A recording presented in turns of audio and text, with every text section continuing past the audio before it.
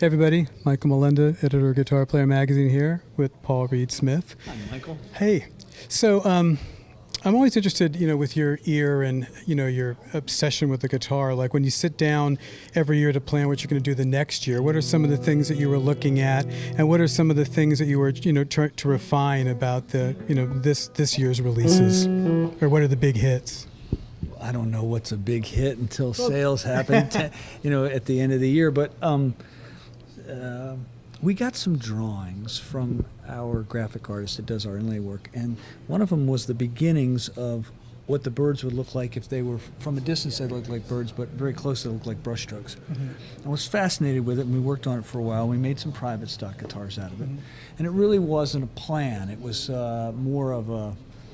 It got presented, and it seemed like something to pursue, right? Mm-hmm. So we did that, and then we also made Brent Mason some private stock collection guitars, and there were some modifications of that pickup system that I really enjoyed, and so we started to make a few of them, and they sounded wonderful, and we got together and well, wouldn't this be a good place to kind of replace the Modern Eagle, right? Mm-hmm. So we found some beautiful marimba rosewood, and we had a bunch of artist tops that had some stain in them that we couldn't use for private stocks, but they were gorgeous tops.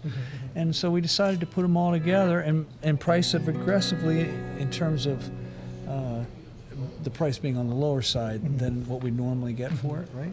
And they named it Paul's Guitar, which the first day I literally said, "Give me a break. You got to be kidding me, right?" But it seems to be going well. And then so when this is the guitars I'm playing live, so. Oh, okay. So when you worked out the pickups, what are some of the refinements that made these sing a little, well, or capture your ear? The 408s have a wider treble pickup and a narrow bass pickup, so it's sensing a shorter piece of string on the bass pickup and a wider thing here. When we did the ones for Brent Mason, we stuck this one here and wound it up as a treble pickup, and it had a gorgeous tone, The bass was still there, but it wasn't as quite as loud. And single coil.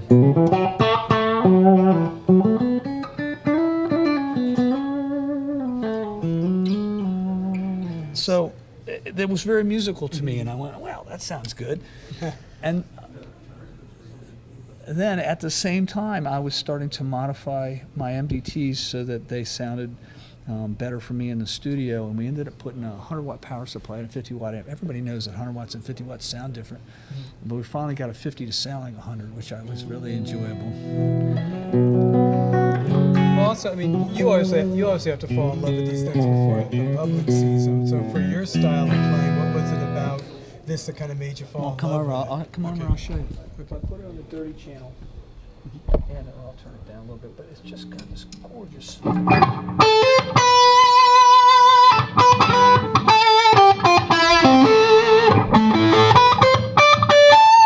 It's got a very vocally tone. With the band, that's going to sound very vocal, and I like that. It's got a beautiful high mid-range. It doesn't hurt your ears, and for us, we're playing these tunes now.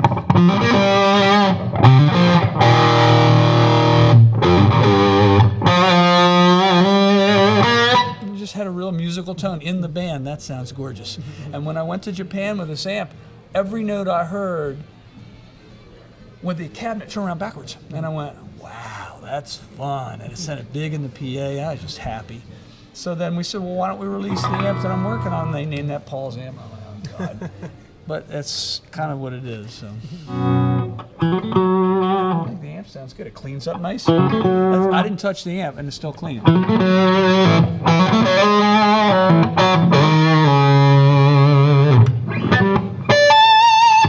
Yeah, there's a lot of dynamics between the interaction. Your fingers with the amps giving You should be able to get any tone out of it. You should be able to get any sound out of it, right? We've been getting a lot of press releases from your company about all the things you're doing this year. It sounds like, wow, you're really taking kind of an aggressive stance and putting a lot of cool stuff out. Yeah, so you've got the Neil Sean guitars and the Kurt, the Clint Lowry guitars, and that's probably my wife calling on the phone. It just kind of turned out that way, that we would release the amp I was using and the guitar I was using, and it seems to be going fine. Fabulous. I mean, the guitar sounds musical. You can't say it doesn't sound musical. It does. That's amazing.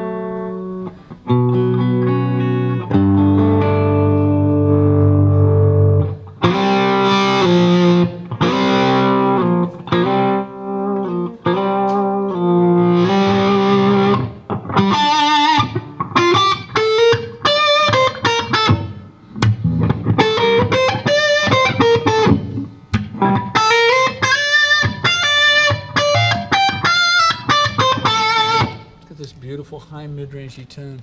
Yeah, it is beautiful. And so there you have it, kids. Paul's MDT and Paul's guitar demoed by Paul himself at the NAMM Show 2013.